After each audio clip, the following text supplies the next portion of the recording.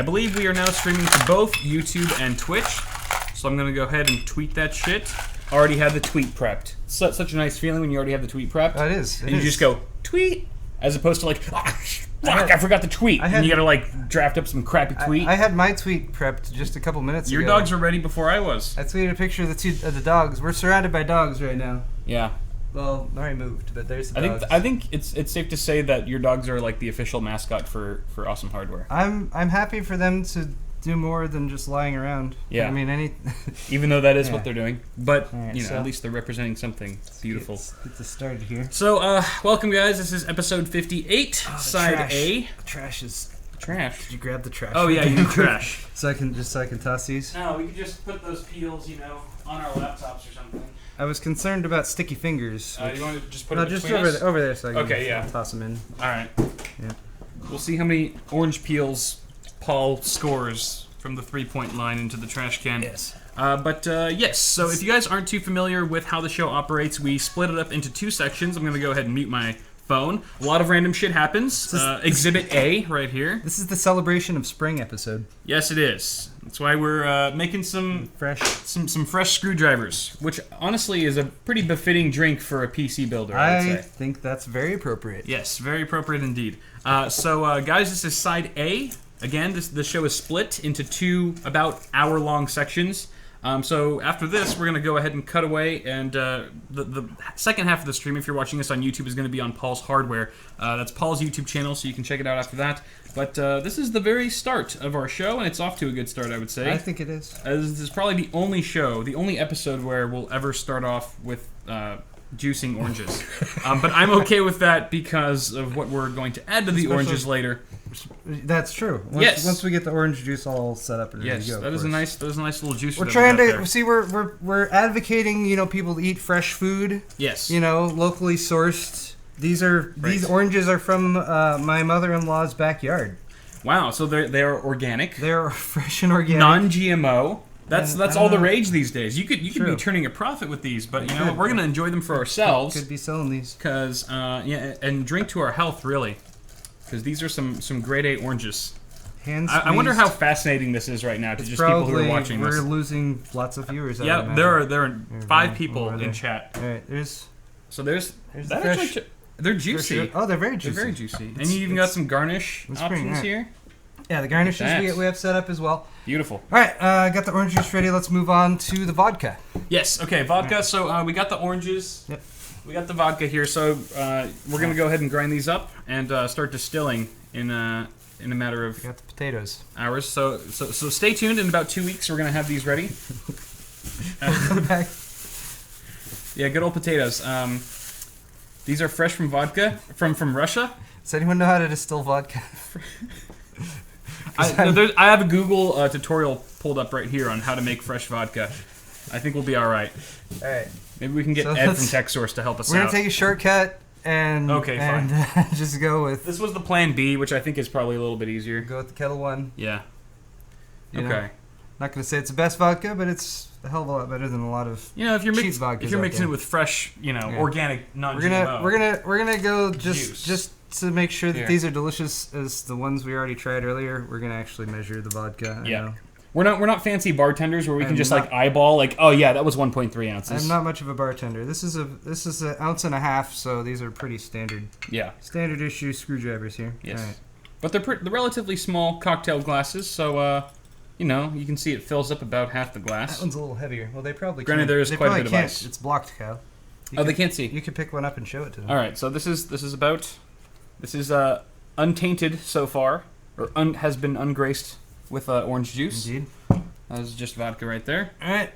We're gonna go ahead and little mix here. Yeah. Look at that. Let me go ahead and pop on a garnish. Bloop. Oh, I didn't cut them.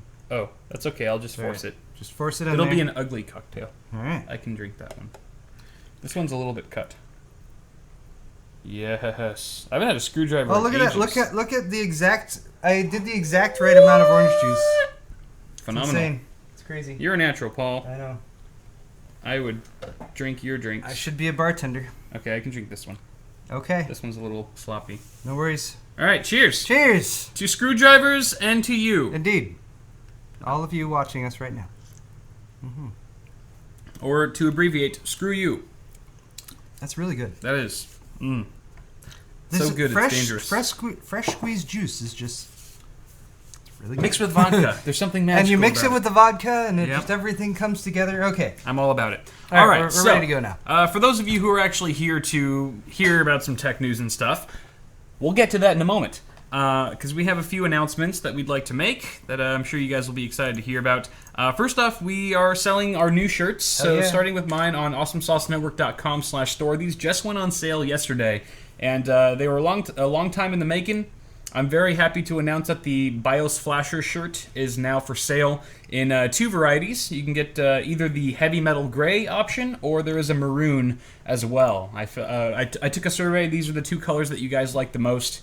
And so far, they've been selling like hotcakes ever since yesterday. So be sure to pick one up if you're interested at all. Beautiful. Variety of sizes. Barnacle actually just hit me up on Twitter and was like, "Hey, bro," he like DM'd me. He's like, "Hey, he wants one of those. I like that shirt. I like that shirt. I'm not saying anything, but you want to shoot me that shirt? You know, if we give one of those to Jerry, I think we're gonna have to give him one of my new shirts too, which are also now available for sale.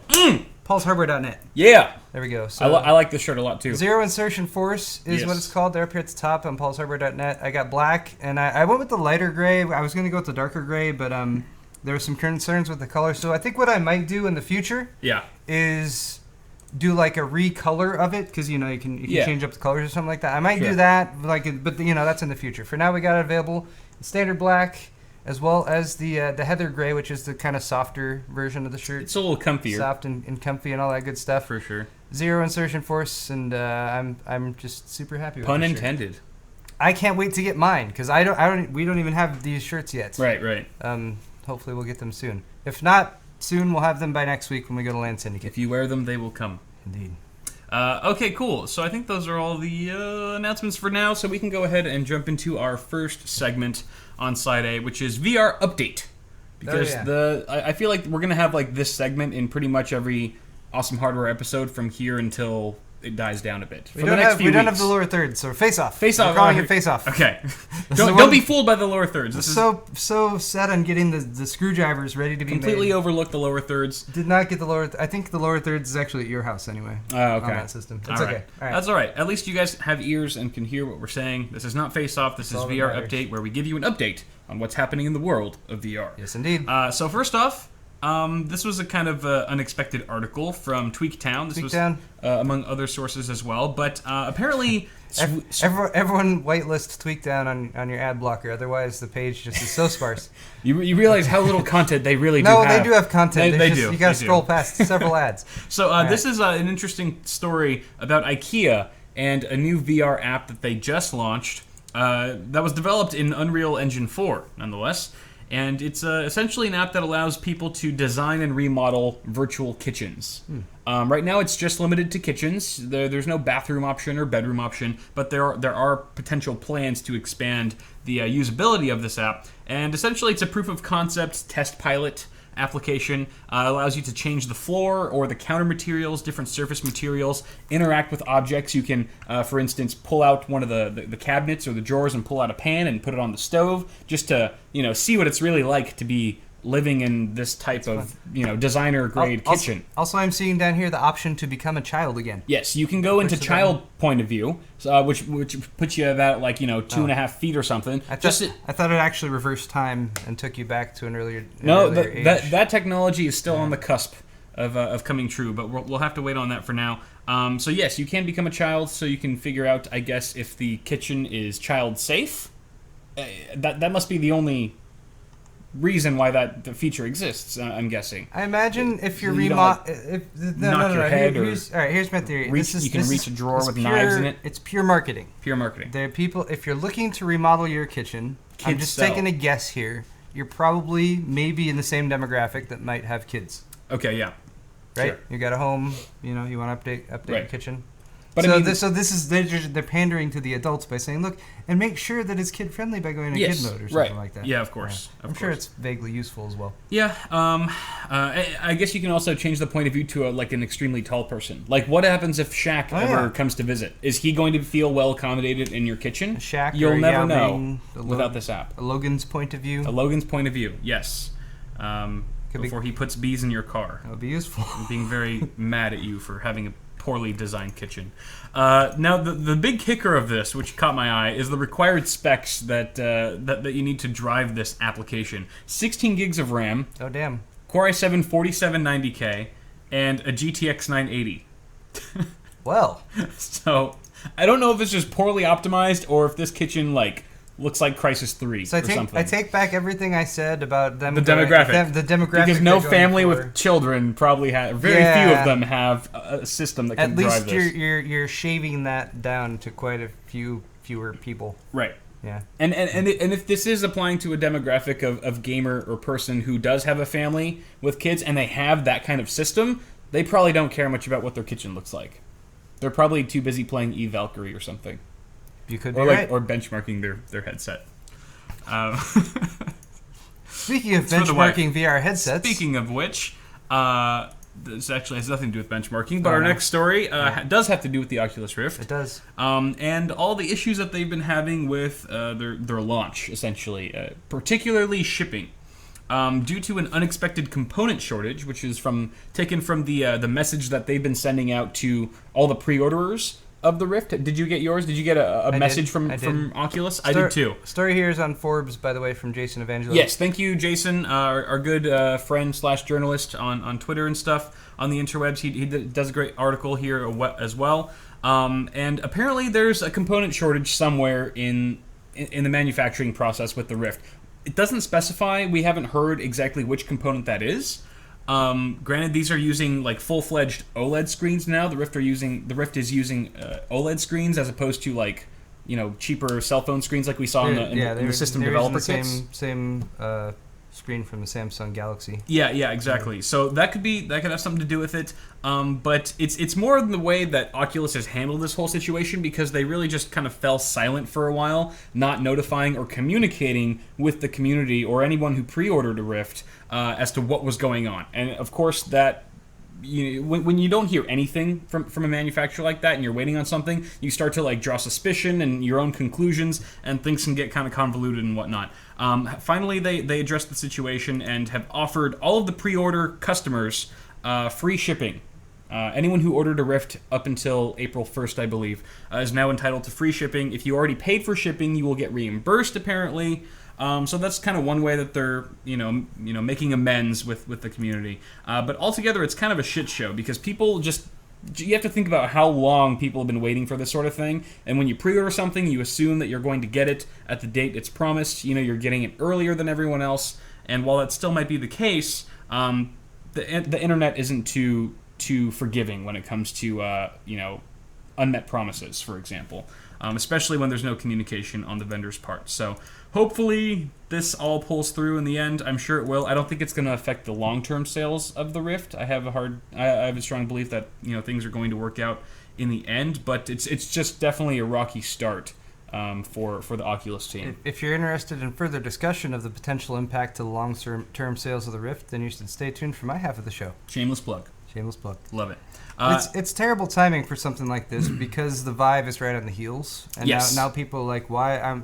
There's lots of people talking about canceling their Oculus Rift order and getting the Vive instead. A lot of people have already. Yeah. And the fact that you don't get the handheld, dually kebabs with the the Rift right out of the gate is also a detrimental factor to it. So. Yeah, I could see this instance tipping the scales for a lot of people who had pre-ordered the Rift just because that the option to pre-order it came before the Vive, and we're kind of on the fence, maybe the Vive might be a better option, but Rift came first though, so I'm going to do that. But now that this has happened, it might be the scale tipper that has convinced some people to just say screw the pre-order, canceling it, going to the Rift or going to the Vive. I'm over it. So that's unfortunate for the Oculus. On the plus side, for people who have pre-ordered and do decide that, nobody's credit card has been charged yet. You don't get charged until they actually go to ship it out. So yeah, exactly. Yeah. So, best of luck to you, Oculus. I hope things work out, especially for all the people who pre-ordered your product. But that's not all for Oculus, is it? But maybe it won't, because let's talk some more shit on it. There are still more issues that we're seeing here, particularly with the terms and conditions from the Oculus team. Hexus.net article. Yes, thank you, Hexus. This is a bit shady, guys. The terms and conditions, the user agreement that you essentially have to agree to when you purchase a Rift, specify a lot of interesting things that you might not be down for, that you might not have expected to agree to when you first pre-ordered, or if you were considering buying this product. For example, The Independent, another news source, claims that the Rift is allowed to collect user info and give it to Facebook or other companies, which they can then use for targeted advertising. User info includes physical movements and dimensions when you use a VR headset, general data about your computer and your location, and to really sum things up in a nutshell without making it too, crazy, the Oculus can essentially track what you're doing, what games you're playing, what applications you're using, which device you're driving them with, and where you're using that device from. And what direction your head is pointed in. That is also very private information. I mean, it specifically goes down to listing, your actions with the Rift are, we have the right to track that and everything. Essentially, there's a camera in your room. I can't help but think that this type of terminology would not have been in their terms and conditions had they not been bought by Facebook. Absolutely. This is very Facebook-y to me. And this was already predicted by a lot of journalists before the terms and conditions were ever released, was now that Oculus is being acquired by this marketing behemoth that is Facebook, there are certain questions or concerns that arise in terms of how is user data going to be manipulated or sold to turn a profit in the grand scheme of things. And sure enough, a lot of these rumors that were back in a year or two ago are coming true. So that's kind of unfortunate. I guess it kind of, you weigh the pros and cons, right? It has the backing of this giant company. At the same time, it also comes with all the crap and the monetizable agenda of that corporation as well. So, I don't know. If you were on the fence about pre-ordering the Rift, I'm sure that both of these instances with the terms and conditions as well as the shipping issues has probably swayed you in a different direction, unless you're just, super diehard, Rift or die type of fan. So yeah, that's kind of an issue. Just wanted to point that out. I'm sure all of you guys have already read thoroughly about it, but it seemed newsworthy to me at the time. And there's another topic that I want to talk about, which is very brief. It's just these incoming reviews of pitting the Vive against the Rift, which are the two main leaders in VR headsets. Retail versions of both are now out in the wild. Yes, they are. So because of that, TechRadar article. Yes, because of that, news articles like TechRadar are starting to formulate these comparisons, and I do have a straw poll that I wanted to give out to you guys, essentially asking which one do you prefer? Because TechRadar does a very thorough job in analyzing each experience with both of the headsets. However, their end conclusion is, well, it depends. It depends on what kind of budget you have, and also which VR experience you prefer, and what kind of immersion do you expect to gain out of the games that you're playing with these headsets. So if you want to run down the specifics, the Oculus Rift is cheaper, but it does have a more stringent CPU and video output requirement, which I don't think is too big of an issue for most people. That's probably not the biggest barrier to entry here. The HTC Vive is more future-proofed, as they quoted in the article. I know a lot of you guys have a hard time wrestling with that term, but it does feature, at the end of the day, it does feature more cool factor things, like front-facing camera, for example, room scale VR. You can walk around. There's motion tracking in terms of your foot movements, as well as you do get those two bundled controllers. As a result, for getting those controllers and the motion cameras, it is more expensive than the Rift. So higher barrier to entry with the Vive, however, more functionality as well. So if you're the type of gamer who's just comfortable or prefers sitting in your seat, sitting in your office chair, your comfy, DX racer chair, whatever it is, with your leather cushions and your pate de foie gras, and your expensive Persian cat on your lap, singing your songs all day while you. It sounds like a bunch of illegal things that you've done. What? Under the table. I'm sorry. I'm just imagining someone who prefers a life of leisure and luxury. If you like VR with a cigar, like a Cuban cigar in your mouth, a smoking jacket, and completely relaxed environment, and you're in your office chair and you're sitting, you're not mobile. You just have to turn your head. Rhinestone encrusted goblet full of cognac. Yeah. I don't know what he's saying at this point. I'm just nodding in agreement because it's the easiest thing to do. But if you're the type of gamer, shut up. I can feel you thinking. I can feel the gears turning in your head. Don't. Just stop it. Who likes to just sit there and move your head around, then that's cool. Like Valkyrie, that's a perfect example. You're in a cockpit, those types of games, where you can still get a brand new experience with VR by, like the neck movement, replacing the joystick and things like that. Then maybe the Rift is for you. However, if you want the more mobile aspect, if you like getting on your feet and you like, changing your posture in game, then perhaps the Vive is the way to go. So, honestly, I'm on the fence until I actually get the retail version of both units, because I don't want to make any drastic, assumptions about either one at this point. I've only ever tried out the Vive. I've never tried the Rift personally. Really? At all? No, I've never tried the Rift. Oh. So I don't want to really say anything. I can't. I don't have the basis to. You haven't even tried Steve's dev kit? I did try his dev kit, but I feel like it's come a long way since then. It has come such a long way. They did a ton of stuff with head tracking Steve's dev kit that I used was so long before I tried the more polished version of the HTC Vive that I couldn't possibly compare the two. So I'm still on the fence. I mean, like you, I've pre-ordered both, for comparison and testing and just to really see which one speaks to me more. But let's see what you guys thought in the straw poll. Which one, HTC Vive or Oculus Rift? I have a feeling, I'm going to guess in my head right now which one it's going to be. Okay, got it. I think it'll be the Vive. Whoa! Holy shite! There seems to be a significant... Dude. A significant number of people who are more interested in the Vive at this point. You know what's crazy, Paul, is that we took this exact same poll months ago. We did. And it was an overwhelming majority for the Rift. It was completely 180. If any of you guys can find the Awesome Hardware episode where Paul and I take this survey it's lost. It's lost give us the time. results, it's not lost in time. In the annals of YouTube history, it has been buried. It's not lost in time. We will use the IKEA VR app to go back in time and become a child again. That's true. Because that technology exists now. Live back up to this point. And then we will find the results to this straw poll. Even though I don't know the exact numbers, it was completely flipped when we asked this same question a few months ago. And, wow, that's pretty interesting.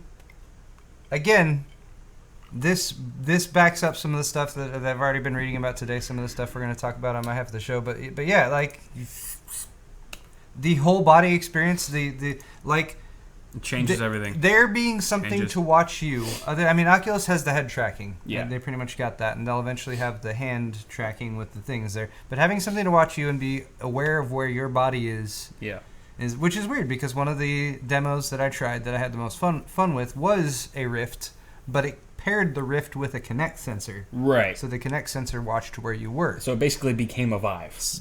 Yeah, to some degree. The Kinect sensor was kind of taking place of the Vive laser light tracking boxes that go up in each corner of your room, and tracking where your body was, and that's what I've had the most fun with. So yeah, me too. It makes sense that I think to some degree that, and probably also compared with some of the negative stuff that's happened with the Rift just in the past few days, and definitely the lagging on the pre-orders and all that stuff, and the fact that we also took this poll right after a negative Oculus. That's article. true. You really did a heavy slant. A heavy, you piled it on. You piled it on leading right up to taking that poll there. So I did. I manipulated all of you. Obviously, it was tainted. Yes, it was. Good old taint. All right, so next up, just a quick article on PC Perspective.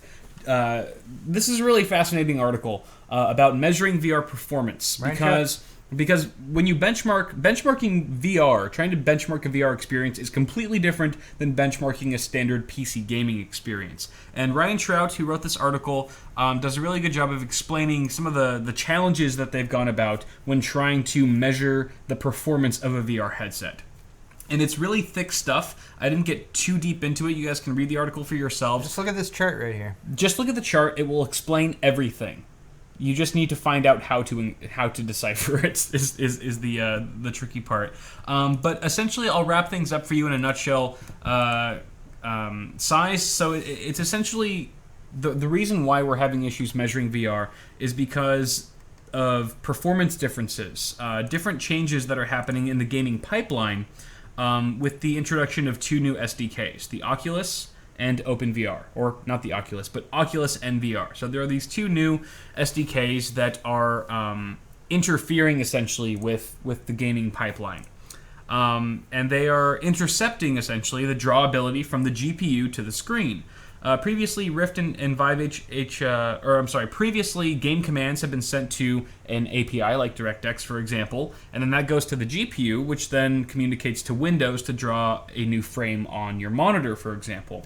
Well, now the game commands are still going to that API, the DirectX. However, there's also VR APIs now. So, like I just said, Oculus and OpenVR, and once that happens, that software stack is essentially deciding when the frame should be sent to the head-mounted display. And during this time, the SDKs are also busy with image shifting and position updates. And currently, there are no tools to receive data from the VR software, so that so essentially your monitoring ability stops when the game engine's present commands are active. Now, if that makes any sense to you, then good job, because there's still a lot of research that I would probably need to do to fully grasp the depth of what they're actually talking about here. But PC Perspective's current VR performance testing method, which they claim to be a work in progress, is that they're using PresentMon, which is a software to measure present calls from OpenVR and the OpenVR SDK to the viewport on the companion monitor. They're also reporting the total time in milliseconds that the GPU is working to render the current frame. So this isn't exactly frame rate, but it does give an indication on how long it's going to take the GPU to render a particular frame of a game or application. Then they're comparing these results to the head-mounted display user experience to try to match up shifts in frame rate, if in fact there are any. So what they're essentially saying here is that while they have an idea, while they still don't have the perfect solution to benchmarking VR, they feel like they're headed in the right direction.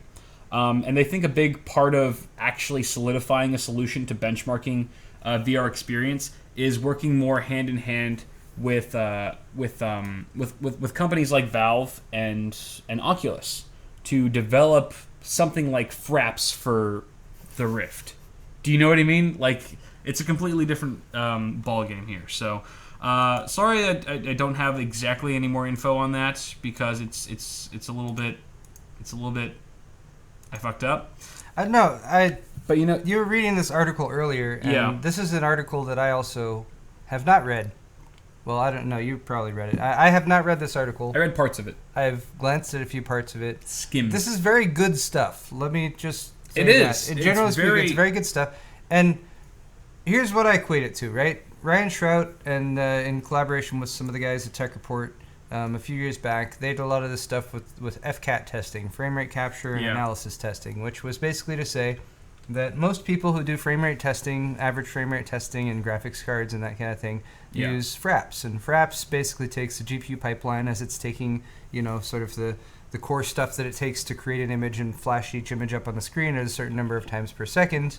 They were saying basically that takes a measurement at a certain specific time in the GPU pipeline. However, there's additional stuff that kind of happens after that. Yeah, that cannot be measured. Before the image appears on screen. Right. So frame rate capture analysis testing actually captured via an external capture machine each of the images that were displayed on there. They did a separate overlay that added a little sidebar, like a colored sidebar on each one that would cycle through different colors, so they could look at each frame and analyze it and say how long each one was up on screen, whether it was steadily progressing from one to the next, to detect stuff like hiccups and stutters and things that generally are very difficult to pick out when you're looking at just a straight up frame rate. Like, here's your average frame rate that this graphics card can handle. Well, that's fine, but if it stutters every 10 seconds, yeah, the average becomes less.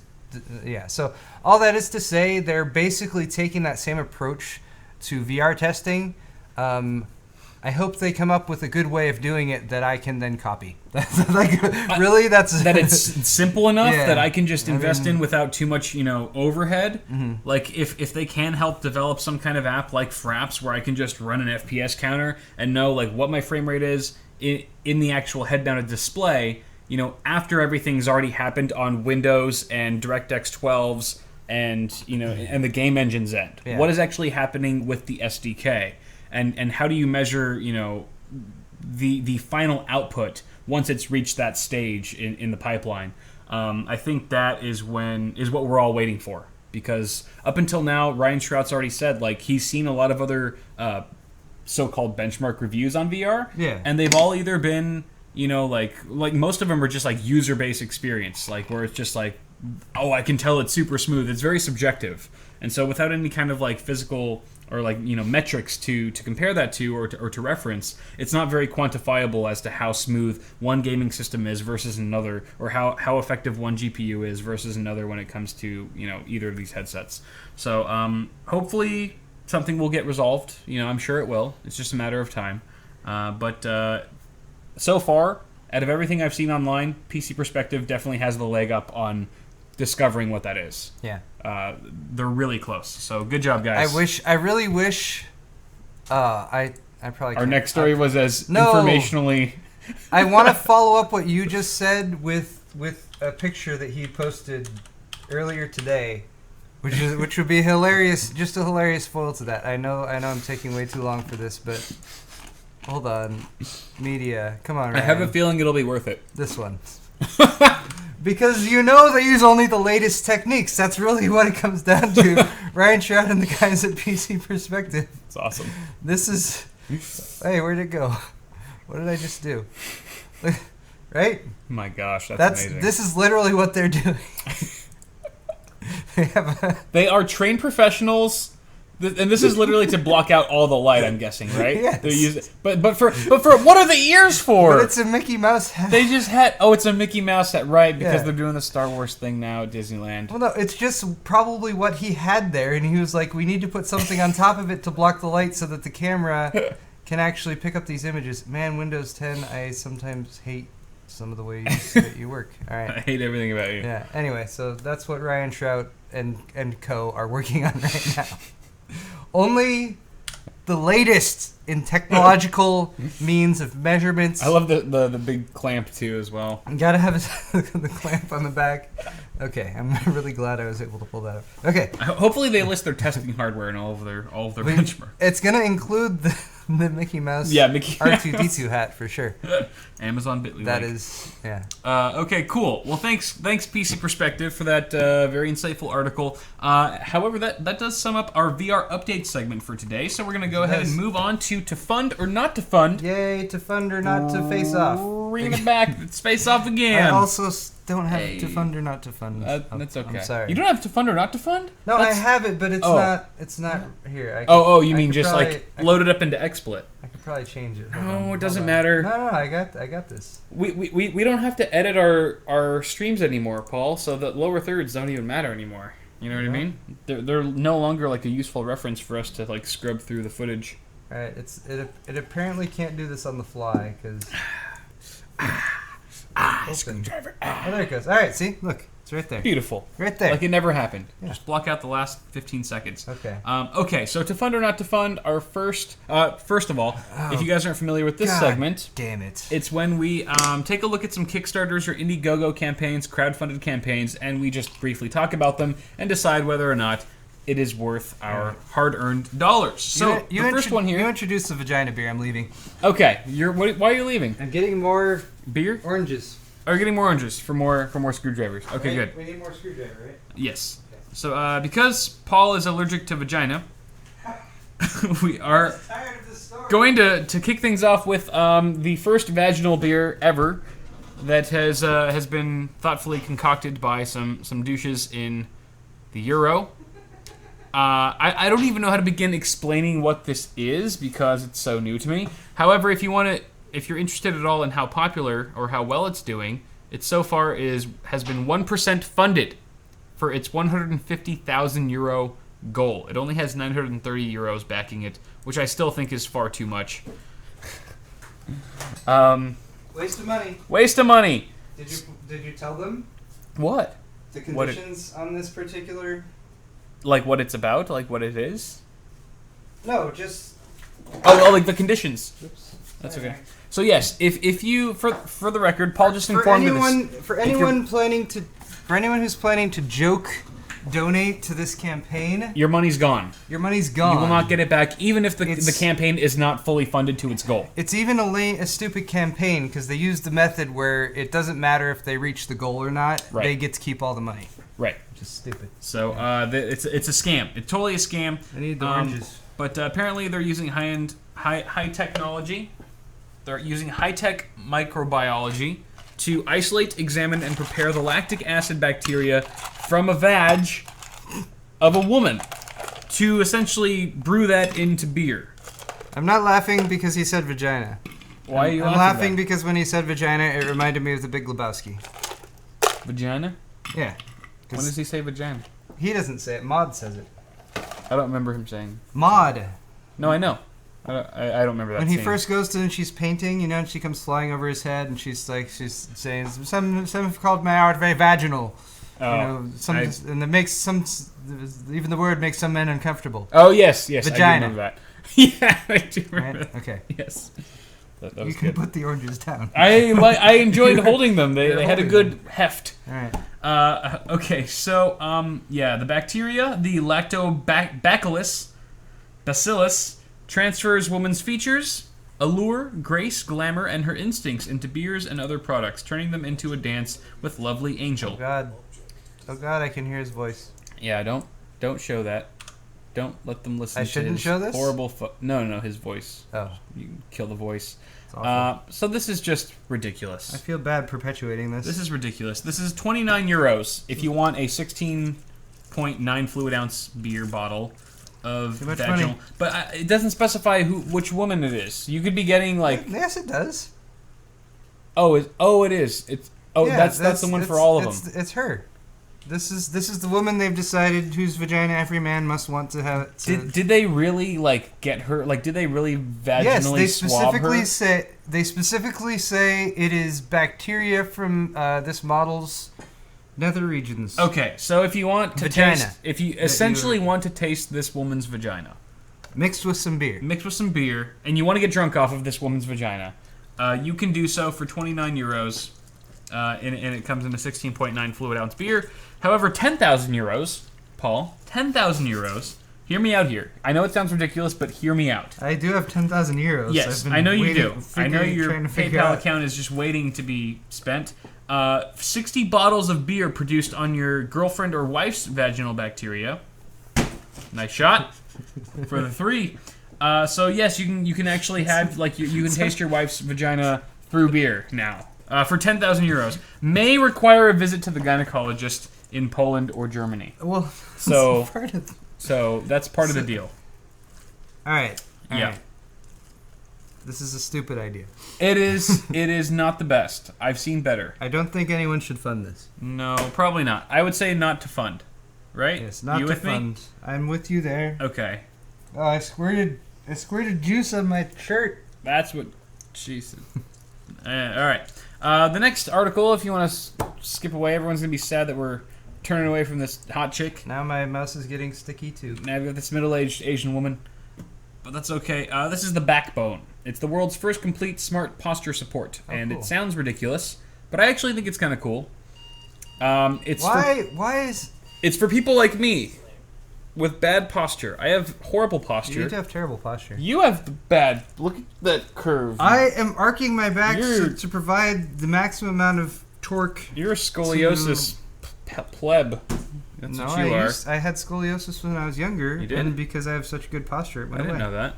Okay. Wow. Yeah, maybe you should think. Maybe you should think about that. You self-corrected your scoliosis. I did.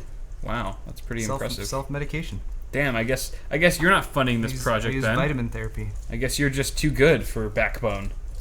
It's true. I don't even need a backbone. Yeah, well, let me rip that out for you then. Let's see how you function then.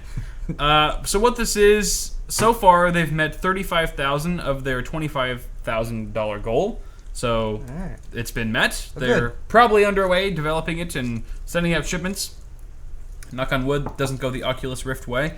So these are essentially smart vests. They're really light, kind of thin vests that you wear, not too intrusive. You can wear like a jacket or like a coat over them so people don't just see you spotted in the wild, like why the hell is that guy wearing a weird looking vest? And essentially it's a smart vest that syncs with your app on your mobile phone, on your smartphone, and it alerts you anytime you start to have bad posture. So if you're at the computer, like we often are, and you start to just lean over, most of the time I don't even realize how bad my posture is till like an hour into it, and like I'm starting to like ache and stuff, and I'm like, oh shit, I look like Hunchback of Notre Dame right now. You don't cross your leg anymore though, do you? I don't cross my leg as much because that resulted in many problems and physical therapy. Months of physical therapy. But this is primarily for your back. It helps you align your spine and straighten things out. Your phone will essentially vibrate. It'll give a soft vibration, letting you know that your posture sucks. And then you straighten it out, and then it stops vibrating. The phone stops vibrating. And then probably an hour later, you're going to start to, I don't know, you're about to jerk it. What? You're assuming the position. Jerk your back? I just kind of spit a little bit when I said that. Moving my cup over here. No, that's all right. I don't trust you. We have lots of orange juice. You're a bad bartender, for this Paul. batch. So $49 to unlock. Probably a small price to pay if this really is effective in controlling your posture. It only speaks to me because I know I have bad posture. And How much do you need to $49. fund $49 to get one of these? Yeah. Which isn't you know terrible. what I will tell you? That I think is less money than it cost for Heroes. He has a what's it called? Oh, the blanket. No, Security blanket. it's a security vest. It's a what's it called? Snuggie. Snuggie vest. Dog it's a Snuggie. thunder shirt. Thunder it's a thunder shirt. Yes. Uh-huh. Hero Yeah. has a thunder shirt. Right. It's just supposed to like make them feel like kind of they're getting a hug so that they're more comfortable if they're alone or that kind of thing. And I think that costs like $60. Damn. So I would say should totally be worth This it. is for your personal human health. Yeah, this is for humans and shit. people. And the guy who's in this image, he's the co-founder. He looks like he's got good posture, so clearly it's He working. looks kind of ripped actually. He is pretty ripped. To be I honest. think he is pretty ripped. Ripped Asian dudes, man. Ripped Asian dudes. So hot. Okay, and our last Need your glass over here. to fund or not to fund option. I'm gonna go ahead and kill this really quick. Kill that shit.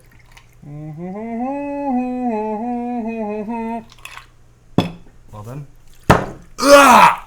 I feel like every time I finish the glass, I gotta like slam the table really hard and just like let it belt out a loud yell. Is it because Like a Viking warrior. It's because it's vodka and it's out of a shot glass? No, it's just I've been watching too many movies lately, and anytime like the alcoholic dude like just finishes his drink, he slams it down, and he's like, another one. You gotta. That's true. Yeah, every time. You have to Every put it down every with, movie ever. with some authority. Yes. Scaring the bartenders. And this last one, if you want to switch it over, you're a little occupied. I don't want to mess with the bartender. There you go. You're doing God's work. I am. Thank you, sir. Mine feels Craft. like I see. I should have done what you did. I feel like I had a fair amount. I might need to What did add I some do? more. Well, you drank like the Oh, the excess. excess. The melted ice and stuff. The detritus that Yeah. was there at the bottom. You gotta top it off. You gotta polish it off. Anyway. Okay, so this is the last one on to fund or not to fund. This is a Kickstarter campaign called MAUHAUS. MAUHAUS. I believe it's German for meow house Oh, all right. or cat house. I'm not sure. It's essentially a cat cafe and lounge. So Paul, imagine this: you walk into a Starbucks, and there's 50 cats in the Starbucks. Sounds like heaven. People are interacting with the cats. They're playing with them, petting them, carrying them, holding them, while sipping on their favorite Java beverage. And at the end of the day, when you're about to leave, you have the option. Is this couple there too? They seem nice. The couple isn't in the MAUHAUS 24/7. You think maybe they're swingers? But they look like they might be swingers. They probably are into sexual partners. They're into cats. Look at his mustache. Look at his mustache. Tell me he's not a swinger right? He's a swinger. You do not have a mustache like that unless you have an open relationship with multiple sexual partners. He looks a little on the pedophile side as well. I might say. I don't want to accuse anyone of that. So that's a serious accusation. Okay, fine. Pedophiles are the worst people. They're not. You just accused him of being a swinger. What do you call that? That's not a serious. Swinger is engaging in consensual sexual relations with other, also adults who can make their own decision. Sweet Jesus. We're being attacked. Is your wife home? No, she's not. I have no idea what that is. Damn. Anyway. Well, what I'm saying is he's probably a swinger with little... I think I know who that is. You tell me you don't know who that is? Steve? Who has a fast car that they would rev outside before just walking up? Fucking Josh. It's Josh. It's here. Josh God is here right now. Damn it. God. I'm gonna sick hero on him. Son of a bitch. Alright, guys. So, Fractal Josh just showed up. We haven't confirmed that yet, but just from the douchebaggery noises outside, and the fact that Nori hates him already, and she hasn't even seen him, we're gonna assume this is Josh from good old Fractal, good buddy of ours. Jay's here too. And fucking Jay. Jay's 2 cents is here too.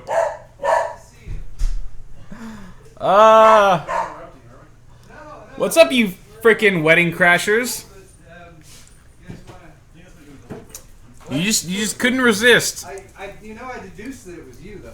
Me? Yeah. Guys, I knew it guys, was get in here. Bring it in. Bring it in. Bring it in, you big lug. Oh, how you doing? Oh yeah. Did you hear it? I love ya. Oh yeah. I got my shirt on camera. Absolutely. I thought I'd ring the doorbell, but I figured I'd respond instead. She's the doorbell, technically. Oranges. Well, there's lots of oranges. My oranges, goodness, my so goodness. we decided, for us. Hey, there we go. why not? I don't know if Josh will fit in there. We'll find out. All right, dogs are barking. Oh, hey, hero. So we have some company, guys, All hell in has case you broken couldn't loose. notice. We've got Jay from Jay's 2 cents here. Hi, Jay. Hi. Isn't he beautiful? And we have Josh from Fractal Design. Hey. Hello, welcome, How sir. are you? Welcome. These are some of our favorite folks. We can leave if you guys want us to. Yeah, get the fuck out. Dogs have gotten excited now. I just wanted to interrupt the show. That's all I needed. That's all right. That's all right. No beer tonight. I smell the real deal tonight. It's like Kettle One bottle of water. We have decided to move on to something a little heavier for today's show. Yeah, it's the first week of it's the first week of April, which Appropriate. means nothing. That's significant to some people. It's not significant at all, but we're gonna try anyway. Right. Do you guys want to? You guys are welcome to sit in here behind us. We should just stand awkwardly. Yeah, we should just like stand standing- like You crotch can't see cam. our. You can see what's going on over here. Just stand like Right there. Sometimes we. Oh yeah. just stand like Slender Man. I'm already a little sweaty, so this certainly won't add. Well, Josh has that tendency to get you a hot, little get you hot and heavy. bit. What is that smell? What is that? I don't It's have probably no me. idea what you're talking about. If it's like negative, seawater. it's bad. It's probably me. No, it's a little bit. So what are we talking A about? heady mix of everything. Well, we're talking about you assholes right now. Right now, we're talking about a cat cafe. A cat Only the cafe. most appropriate. Yeah, it has nothing to do with tech, but it has everything to do with cats. If you guys which- wanted to sit down, Internet. there's actually a stool right there and another stool right there. you guys can lurk. Just trying to be a good host. No, I mean you could bring it back here if you wanted You to. can just lurk in the background and put bunny ears on us the entire time. And Yeah. Yeah. I mean, he's like, "Ooh, bunny ears." Oh, I okay. wanted to back the car up to the garage and do it, but then again, the garage is a little full, or the driveway's a little full. Okay. That's So, true. so that was Nizzy we Oh, were yeah. hearing. Yes. That was Nizzy. Not the 911. That was Nizzy. Mine was that silent. you guys His is were- like Because it's fractal patoo, design. patoo, Here's a patoo, sign. muffler, Hey, patoo. at least he owns his. Who wants a beer? I gotta own mine a week at a time. We could have done. Okay. Now you gotta get out. Do you want to go get the beer? Well, then go get it, asshole. Jesus. bottom shelf of the fridge. Help There's- yourself. Sure, why not? Oh my goodness. All right. Well, now that the dog is thoroughly excited, There's some Dale's Pale Ale back there too. she's into small hot dogs. Do you have any soy milk?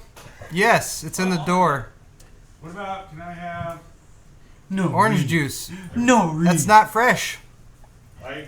Best episode ever, maybe. Good lord. All right.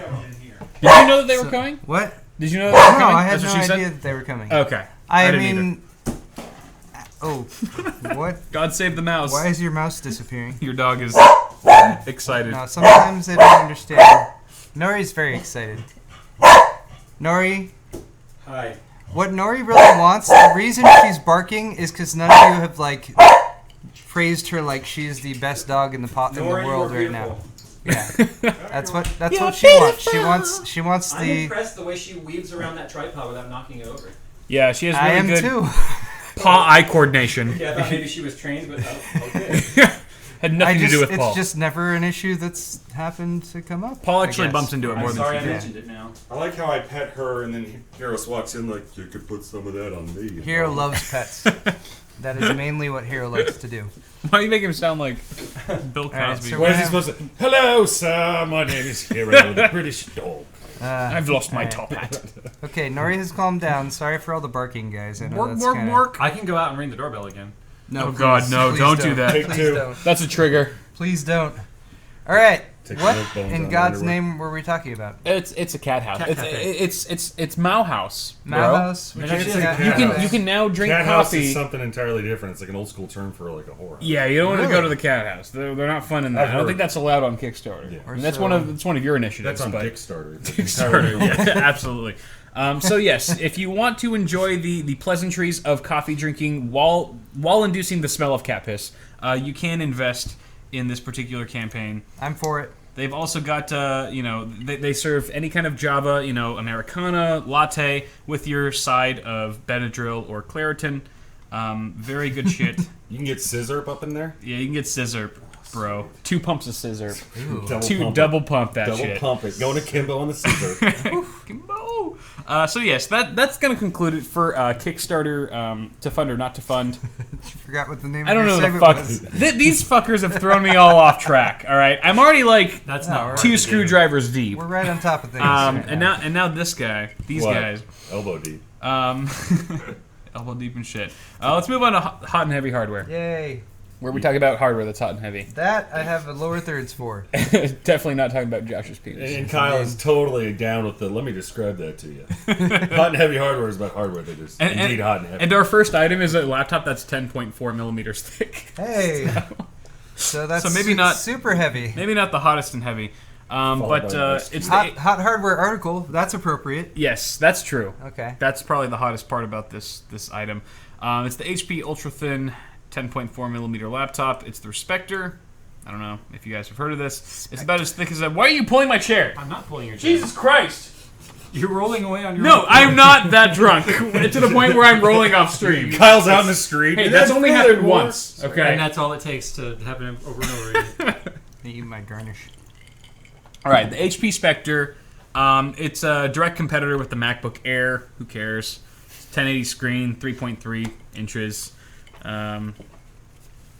Yeah. So I started looking through stuff. Core i7 6500U. Look, Domino's. How did that go to sleep? I feel like there's no point in even trying to get on with any kind of article. Like, I can't take the rest of this episode Yeah, seriously. everyone's very interested in this laptop guy. Let's move on to the next one. Look at that hinge Kyle's right there. furor about We the have fact you eventually can't read tech-talked it. comes to light. Badass hinge. Thank you for the donation, Christopher. Here's to the surprise. Absolutely agreed. Okay. Laptops are stupid. Let's move on to 6950X. 6950X has leaked on the Intel site. This is kind of interesting. The new 10-core, 20-thread Broadwell-E CPU. This is pretty exciting, except it's about $1,500 USD, which is significantly more than the $1,000 5960X. That's kind of crazy. However, you do get more cores, more threads. That's like theoretical. Stronger That's memory like controller. possible, right? That's they're speculating it could be 1500. You know what's Or is scary it- though? You know what's scary though is like look at the article. The last generation 8-core. No, right here. The last generation 8-core 5960S costs only $999. Oh yeah. It's only because they've upped the price to $1,500 that bargain. now $1,000 is a bargain, which Oh, is so it fucked. says it will cost 1500. Yes, All right, yes, all right. but they're comparing it to now the what's considered cheap now, the $1,000 5960X. Well, which then is this scary. is a screaming deal. It's I'll a take two. yeah, right. Send them my way. Little J needs a new computer. That'll be on She plastic. needs a new MS Paint server. So Jesus, Christmas. There's some small IPC improvements, again with more cores and threads, that will allegedly benefit from 20% performance increase in highly threaded CPU workloads. So obviously you're not going to see this massive gain over a 5960X in gaming, for example. But if you're doing some hyper-threaded shit like video editing, for example, you might see some faster rendering times and things like that. So that's cool. This was all leaked on the Intel website, so we know it's pretty much confirmed. Good shit, GG. And we can talk about the next article in this segment. Chris, thanks for the donation. We have just profited now, thanks to Chris from you guys showing up. So we're happy about it now. Thanks again, Chris. Leaked pics. Good old leaked pics of the GTX 1080 and the 1070, or I'm sorry, the 1080 and 1070 cooler shrouds. Look at those. Videocards.com was inspecting these pictures to check their legitimacy, and they pretty much checked out. It looks pretty legit according to them. The font of the GTX shit looks right on point with what we've seen in the past from Nvidia reference coolers. Yeah. And it doesn't look like there's any signs of copy pasting, for example. The guy is clearly wearing some like worker factory gloves and shit, and there's some like milky fluids in the background. It looks very industrial back there. There's milky fluids. I think they're at that cat house we talked about. They're at the cat house. Shit is going meow. And I don't know. What do you guys think of the nomenclature here of 1070 and 1080? Because there's already huge connotations with these numbers, at least for 1080 in when it comes to graphics. So I don't know. Do you think this is a smart marketing move on Nvidia's part, or do you think they should have named it something else? Those are definitely numbers and letters. Yes. Yep. And pretty much they mean nothing anymore. They've cycled through so many different series. I mean, technically we're at 1080 now, right? And we were at, 8800 5 years ago. So it's a number. It's a number that doesn't mean anything. I think the GTX 1080 is going to confuse people thinking it's for 1080. Yeah. I had that thought, but if you're investing in a card like that, I was going to say, I think you'd you probably have, be. That's not the demographic that would just not know that kind of information from the get-go. I think if you're going to get a 1080, you already know what you're getting it for, and that it's. I think if it's on HBM2, it deserves an entirely new naming scheme to kind of differentiate it from the previous family of non-HBM GPUs. HTX 1080. I think we're going up a letter. I think there have been meetings with marketing people at Nvidia that have had this entire discussion in the past already, and decided apparently that it was okay to call it 1080. 1080 sticks with the existing branding. Yes, I think it but could they also could skipped introduce the 300 series entirely. That's true. No, that was very true. All right. But and the 800 series. But according to what people are familiar with, based on the branding right now, it's possibly what's people are expecting. I definitely see the potential, like, people might look at a 1080 card and think like, that's made for 1080. But like you guys said, I think the people who this card's aimed at know better. Yeah, especially when you see the 1070 right next to it and be like, well, there's no way that's for like 1070 resolution. Yeah, that's technically meh HD. Yeah, right, exactly. Yeah, exactly. So in the full context of things, I think people will probably get the hint. But moving on to news. Wow, we've just grazed. We're only on the news? This is our last segment for today. So let's talk about the Tesla Model 3 and what you guys think of it. Might as well just open this up to a Q&A about every article I talk about from here on out. I feel like if we're going to talk... I was not prepared. I feel like if we're going to talk about a car...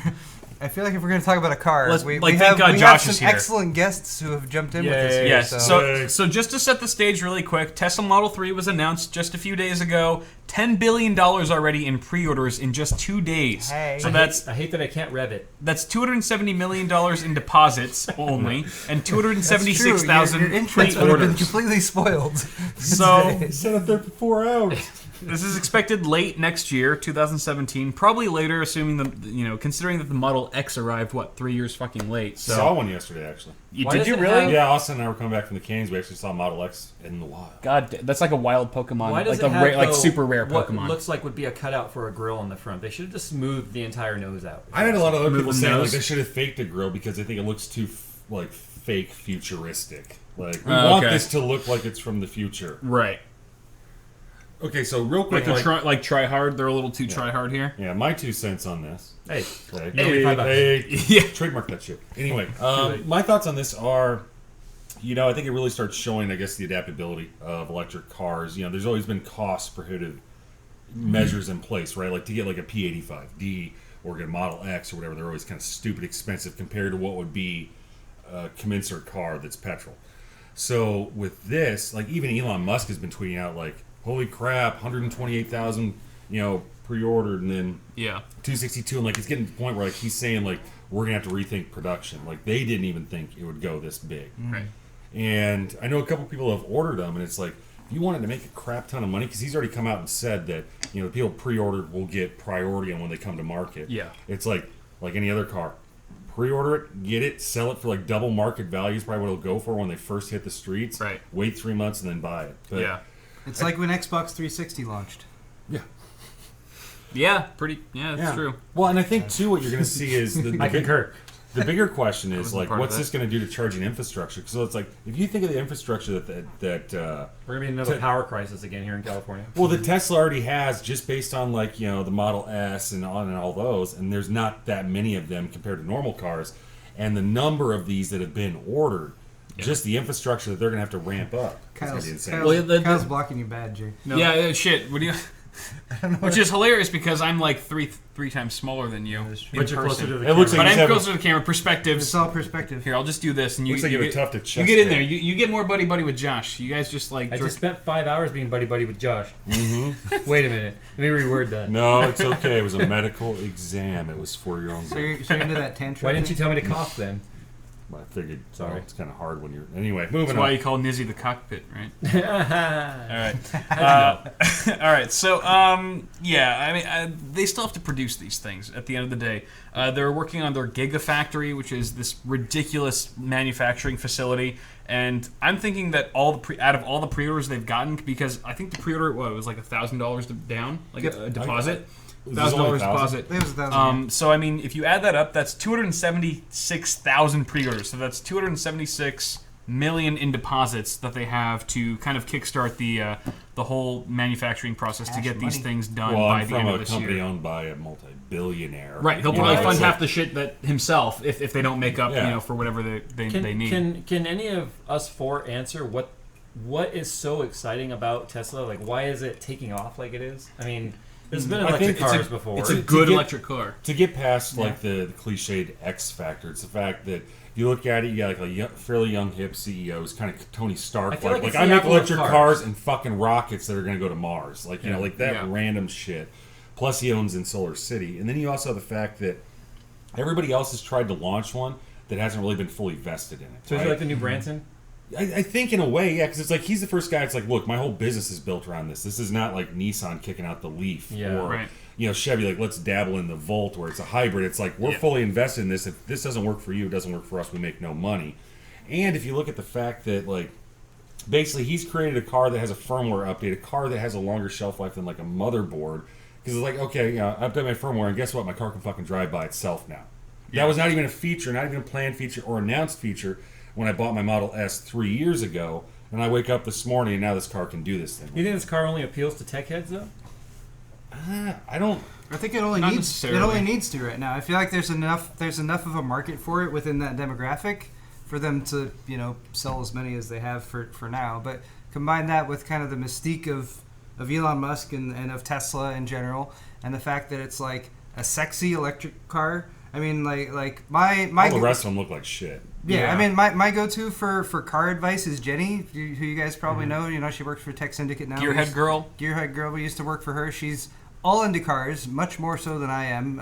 I would Probably more so than me even. Yeah, and she likes to talk about the Prius, and the Prius was like kind of one of the first like super efficient, save you a bunch on gas. And she was like, I don't know anyone who has driven a Prius who bought another one, who did it again. Yeah. So the Prius, it had its niche or whatever, but it wasn't sexy. Like, it didn't have this sort of appeal, this sort of broader appeal, I feel like Tesla has. And you take that, combine it with like a $35,000 price tag, and apparently you're hitting a section of the market that you have lots of people who are willing to be honest. Every other electric or hybrid car has looked like an electric or hybrid car. Yeah. You had to make compromises to get that. The car looks like crap, or is some egg-shaped thing that will intimidate nobody. And it lacks the performance that that and people then you expect get like, from a gas. You get like a P85D mobile. that can roast like an 800 horsepower Australian Super V8 super sedan and is 0 to 60, and it's like,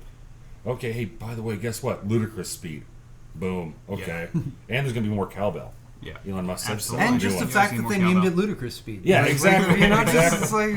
But I think that's another part of it. Like, if you think about it, this is probably, I mean, think how many generations deep we are into Tesla right now. They started out with, what was it, the Roadster, and we got the S, and we got the X, and then, they should have made this the E, but then they got the Model 3. Danny Ford, yeah. They got the Model 3, and it's like, if you think about, by the time the Model 3 comes out, how many iterations of Tesla will have come out, like the roadworthiness, the infrastructure that they built up, and it basically comes down, if anybody can do it, I think Tesla can, because they've already done what conceivably is impossible. Like, I'm going to start an automotive company from the ground up. By the way, it's going to be all electric. By the way, it's going to have like some kick-ass fucking technology in it. Right. And it got past the Kickstarter, oh, that's cool, venture funding round. Like, it's actually existing. Yeah. The one thing about electric cars, though, whether they be Tesla or not, that still keeps a guy like me away is the range. I can see the range. I know their big thing is that if you're a power driver, that's a concern. Like the Model, I think. Well, a road trip. I mean, if you want to go on a road trip, that complicates things a little bit. But if you can sell the idea that most like family incomes and most family households have at least one gas vehicle, then it's okay to like pitch them the idea of having a luxury electric vehicle as well on the side, like your side bitch. Right. You know what I mean? But if Elon Musk not had that you his way, have one, not that I have one or anything. If Elon Musk had his way, I love you, honey. Just a concept. The gas engine would be completely phased out immediately if Elon had his way. Obviously, yeah, right. I mean, maybe battery technology will be there where we can get 500-600 mile range, but I'm thinking, like, can I make it to Phoenix on a single charge, you know? Yeah. Well, the bigger thing is, like, if you can't, there's not like I'm going to walk 5 miles down the road to the next gas station. It's like... That's my point, is once you get there, then you've got to recharge, right? Unless they're dealing with these... I know Jerry and I talked about this on Tech Talk, where there was a concept of these hot swap batteries. Mm-hmm. Right, you go to the Tesla dealer and you just swap the battery out and off you go. You know? So it's actually, it was built into the Teslas. It's something that they never announced to anybody. If you guys can't tell, I read a book on Audible. Anyway, so like I'm educated. Educated. Well, it read the book to me. But anyway, same thing. No pictures, and I sat through it. But so like one press conference, they had like one of the the Model S's come out, and it's on the Lazy Susan spinning thing, and basically the floor opens up like typical futuristic shit. Robot arm comes out, plunk, like unplugs like the battery pack from the bottom of the car and swaps it. And it's kind of like, oh, by the way, that's something that we've always had in there. We just haven't had the infrastructure to do it. So their plan is they'll have like tiered pricing. Like you show up at one of the charging stations and you want to sit there for, say, 40 minutes. It's going to be this rate. If you want to do like basically the battery drop and swap, it's equivalent of like I think like $70 or like a tank and a half of gas, but you're out of there in like 90 seconds. Yeah. But I think that's where this whole thing comes back to, like the infrastructure. This thing has to be so key. Where you look at cars and highways grew up together, right? One necessitated the other, and that's the start of the interstate system. We've already got that in place. Now we just don't have enough gas stations, electric gas stations for cars. So I think the infrastructure has to come along with that. And more than producing the cars, what you're going to run into is, okay, we've got, say, in the U.S., let's say like half of these are in the U.S. We got 120,000 of these in the U.S. Where are they all going to charge? We have enough charging stations, but they got 5 bays. Now we're going to have 45 cars going into that thing every 10 minutes. Yeah. Plus, one of the biggest downsides about electric cars, like you said, I was invited to go to Formula E this past weekend, but I couldn't make it out in time. Sounds like a dentist drill convention. Mm-hmm. It's like you lose that kind of primal aspect that obviously guys like Jay and myself and you guys tend to like. It's like that power. But wasn't there an electric car brand a while back that was playing with the idea of like simulating the engine revving sound? That played BMW did it in their freaking in their gas car. So it's like I guess it makes sense. But that's just something that society has to get used to. It's like we're not all born with that innate feeling to really love the way that the revving sound. Well, of you a should coming from the next beard. We've just been conditioned to enjoy that sound because we've only grown up with gasoline automobiles. Where is your fanny pack? But the generation of like our future kin, for example, fuck you. He's like trying so hard. I'm going to keep this on track. I'm trying to get to this point without laughing. I'm a YouTube professional. I'm a professional. I do things on the internet. I have to pee though. I have to pee really bad. I'll be right back. Yeah, they can see me for a minute. On that note, don't you want to end your half of the show first? Okay, should we end it right now? Because we still have a Give me the whole mic. other half with Paul. Yeah. Guys, if you guys enjoyed this awesome hardware episode, this awesome hardware episode, give it a like on Facebook, YouTube, because we don't stream on Facebook. Thank you guys so much for joining us. Go ahead and follow Josh and Jay on their Twitter accounts. On Vimeo. Fractal Josh. At Fractal Josh. At Fractal Josh. At Jay's At Jay's 2 cents. Jay's with a Z, like Jay-Z. He's Don't not call him Jay-Z, but though. he's He will not cuss Jay-Z. you out. He's a different person You than son Jay-Z. of a bitch. I will rip you a new asshole. Thank you guys. I love you all so much. Stay tuned for part 2. It's starting right now. Cut it. Bye, guys. Cut it. That's a wrap, folks. Woo, good job. All right. All right, where's the wrap-up party? Let's do this. Don't freak the dogs out. Oh, wait, there's another Jesus. side, isn't there?